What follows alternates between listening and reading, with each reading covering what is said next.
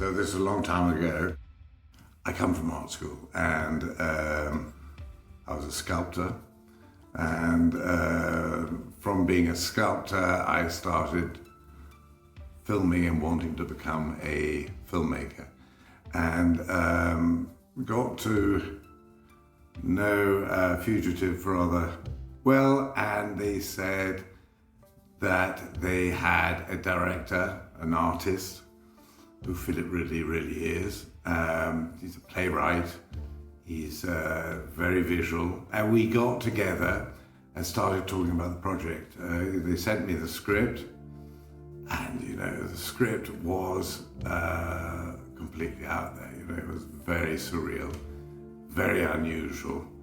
And I think because of my background in art, I related to Philip very well, and we got talking visually and about the subject, and we became friends very quickly. He was a director that I had seen the reflected skin that I highly respected. It showed to me that Philip was an artist and has his own style and was very unique. And I was just starting off, and it was, I had done one film before, Death Machine, with Stephen Norrington in Pinewood Studios, a science fiction movie. And I wanted to progress and make art house films and make films that I could relate to.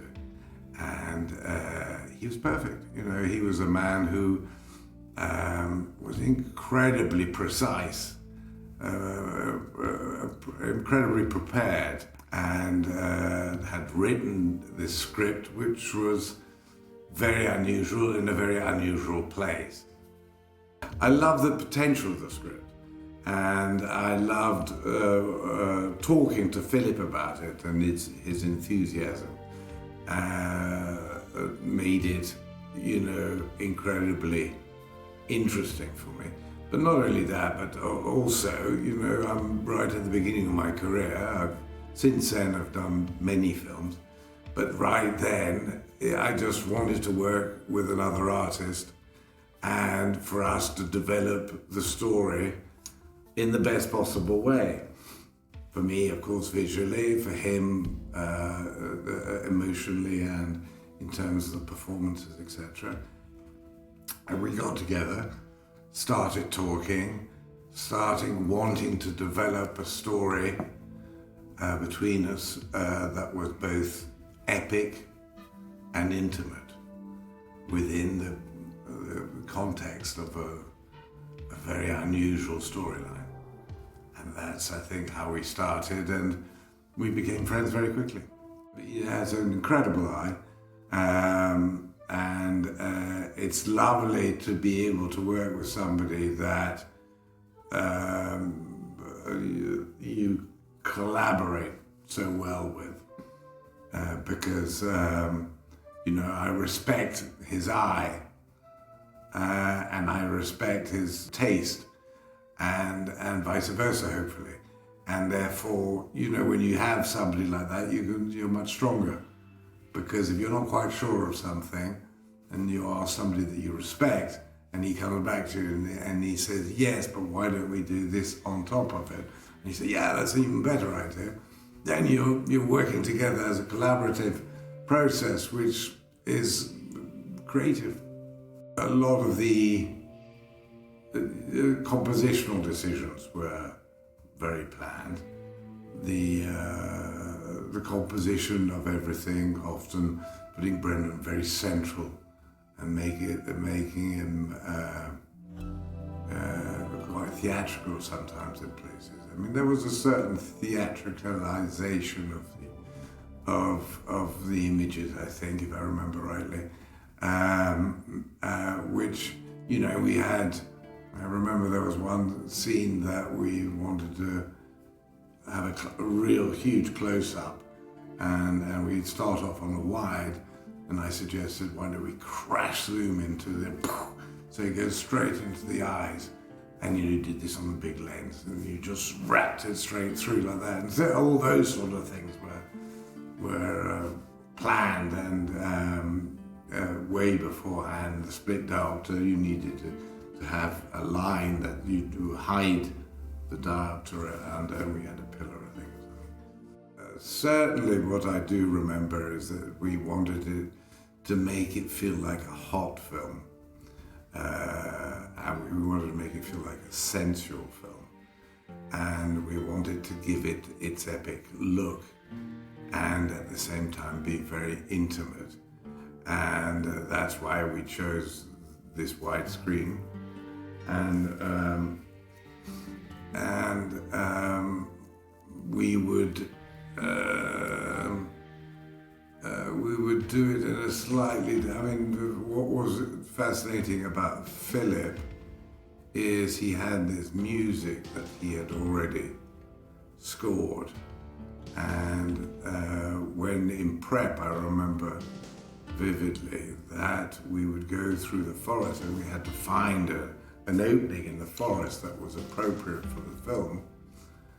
And he would put on the music, and we would actually drive through and go through forest. And we chose everywhere, virtually, for the film, from the music that we could hear. And there were some places that was just not right, it just didn't feel right. And then suddenly you got to a place and say, yes, this is it, the music, it resonates. So you found the images according to the mood of the music, which is very unusual, and I've never done it since. And that was very much Philip. Well, I think we're very collaborative. So we by the time we started shooting, I can't remember how long we had in prep, but we, usually on every film I do, I try and get as much prep with the director as possible. And I suspect that I did it the same here. But certainly, every day we would obviously rehearse, but through rehearsals, things would change. And because we got on so well, and because we respected each other so much, that we managed to find sometimes different ways of shooting it, and within the parameters of what we decided the style of the film would be. And I think it's self-evident when you see the film that there is a specific style and pacing and approach, which we made better, hopefully, as we were shooting. Well, as I said, I came from art school, and I had written a script previously, which I never made. But I got to meet Viggo for the lead part of that script. So I met him in London, and then we went out, and then we had supper together. We became friends, and then then very excitedly, Philip said that he was playing in this film, and I said, "Oh, great! I know him really well. It was really good. It was so good." And in typical, I suppose, American way, he arrived from the plane, and I said, "Hi, Viggo, how are you?" Things like that. And he wouldn't talk to me because he was playing a mute, and he stayed in the part the whole way through filming. After hours, at night, and I thought to myself, I've got to trap him. I've got to find a way of getting to say it. And one night was very amusing. He's a football addict, and he's got a team called Arsenal, and that was his team. And I knocked on the door, And I shouted, Vigo, Vigo, Manchester United won against Arsenal. And he opened the door and said, what? And I caught him. And so for the birthday, he only said one word, but I managed to get him to talk. But it was very funny. So he would literally give me bits of paper. He'd say, how was that take? He'd write it. He wouldn't ask me. And he just stayed in character the whole way through. It's hilarious. And as of all the others, Brendan and everybody, yeah. I mean, they were reasonably well known. This is a very low budget movie. He's a well known. Philip managed to get all these incredible actors for very little. And we were stuck in the middle of nowhere. And, it was very, and the script was very unusual. So he did incredibly well. I mean, people just flocked to work with him because he was so good, and they knew that the film that he was going to do would be unusual and creative. It was easy. I mean, they were all, when it's such a low budget and everybody huddles together in the middle of nowhere, there's a camaraderie that happens, and it was good fun. And when we were in Babelsberg, we'd go out in the evenings together and had a nice time. So we were all very friendly and liked each other very much. And it worked well. Also the challenge was, where we were going. The Black Forest was extraordinary visually. So that was fab. And there were lots of elements. And a lot of the things that we did were handheld. It was an incredibly heavy BL camera, which is incredibly heavy. A lot of the things were running down forests and slopes that were incredibly vertical. I remember falling 2 or 3 times. I was much fitter in those days, so it wasn't too bad. But very, very heavy camera. And basic, it's sort of, it's all on film, of course, so, you had the problem of, and you're in the middle of nowhere, of sending it off, getting developed, getting reports back, etc., etc. And I remember that, it became too difficult to get reports back, so my contact, Clive Noakes, in London would phone me up and say, oh, it's all fine, and you just had to trust your instinct and trust that you got it right, and thankfully it was okay. No, tough, because one is on film, it's not like digital nowadays. Digital, is easier to shoot very dark areas, In the past, when you shot on film, if it was too dark, it would go grainy. So you'd have to light it up and then crush it down if you wanted it dark. So that has changed enormously in film, in the process. And in those days, I remember we just tried as much as possible to make the film feel golden and sunny and sweaty. At times that's not the case.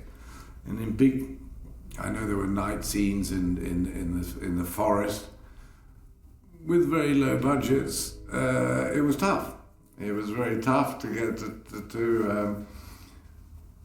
to shoot it, but we found ways. Well, Babelsberg Studios was, you just, again, I was a young boy, and to go to the studio where Fritz Lang shot all his films was extraordinary. And, it's such an old building and it's extraordinary. And, the sets were beautifully built and things. I think that we wouldn't have been able to shoot what we shot now that we shot then, just purely on health and safety. Literally we set fire to sets and set fire to a house in the middle of the Black Forest. Literally set fire to it. I don't think that would be possible now. And certainly me, with no protection or anything, running and walking through, handheld, through flames in a set, without any protection. I don't even know if there were medics there. There was not. The whole standard of health and safety has completely changed now. In those days, we'd do things that were dangerous, and I think some of it was pretty dangerous. Big beams on fire that could fall on your head, and all sorts of things. And the actors. The actor Brendan was, surrounded by fire, and it wasn't that controlled. It was pretty ad hoc. Anything could have happened. Right? I did have another cameraman, Malcolm McLean, that shot things. We had to shoot 2 cameras just to get through the script. And Philip, did that as well. It became very much a team effort between us all to work and get the film done, because as always, you're under pressure for time, schedule, and especially with fire or anything that's slightly technical, you try and get a couple of cameras at least onto it so that you don't waste the time and the effort of creating effects. The fire sequences would have been, things would have been added to as we felt we needed more coverage. Like pat shots, of a bed that lights up and vases exploding and I remember there was some flowers that started to burst into flames. And yeah, some of that Philip did, some of that Malcolm did, some of that I did. By the time we finished, it was a huge amount of footage, pack shot-like footage in a studio where we were just rattling off as many different angles on fire and things being set on fire, and just to make the scene more realistic and bigger. I remember the last days of the studio, we just had so many sets. And they were shooting on so many sets, we were just hopping from one to the other, to the other, to the other, to finish off the film and finish off all the details that needed to be put in the film. When you burn something, you can only do it once. We didn't have extra things like that. But everything worked the first time. When the bed sets alight, that's all one take. And, it all worked fine. The special effects were good. The people were very good. I've done 42 movies now. It was a very wonderful early experience. I have not shot anything like that since, or with the approach that Philip put on how we were going to shoot it since. I learned a huge amount from that. It was my second film. And I've done a huge variety of films, from the full Monty comedy to thrillers to I'm doing a political thriller now, to everything, and it's a very fond memory. I was proud, and I think we. As always, you're self-critical, There are things I could have done better. There are things I could have, but we had a very low budget, and I think our ambitions were very great, and we worked incredibly hard on doing more than we could afford, and it's up to other people to tell me, but I think we, to an extent, succeeded in creating what we wanted to create. It's one of those films that it's like Marmite. You either loved it or you hated it, and it's one of and I think you had to buy into its approach and its qualities, and I think, and I still think that, I go for interviews now, and people still, to this day, even for this, what I'm just doing now, the producers said, "Oh yes, I've got to ask you about Passion of Darkly Noon," and so it has stayed with people, and it's very specific to who it stayed with, and that doesn't happen with a lot of films. So it's one of those films that you either get or you don't get, or you like or you don't like. But it's something that's reasonably strong, I hope.